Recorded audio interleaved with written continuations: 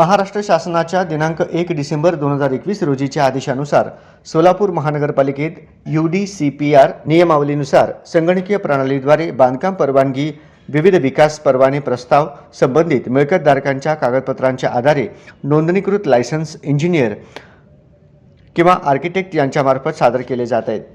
सदर प्रस्ताव सादर करताना नोंदणीकृत लायसन्स इंजिनियर किंवा आर्किटेक्ट यांच्याकडून appendix B form for supervision स्वाक्षरीसह सादर करण्यात येतो। या प्रस्तावांची छाननी करून नगर रचना विभागाकडून मंजुरी देण्यात येते।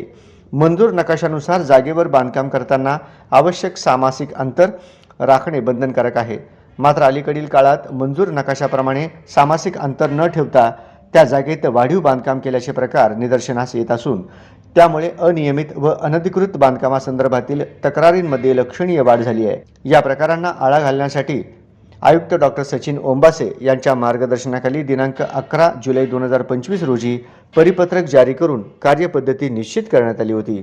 तथापि प्लिंथ इंटिमेशन बाबतची कार्यवाही अधिक प्रभावीपणे अंमलात आणण्याच्या दृष्टीने सदर परिपत्रकात सुधारणा करण्यात आली आहे। यानुसार नगर रचना विभागाकडून मंजुरी देण्यात येणाऱ्या प्रत्येक प्रकरणात UDCPR नियम 2.8.4 नुसार अपेंडिक्स F नमुन्यात प्लिंथ इंटिमेशन देणे बंधनकारक करण्यात आले आहे।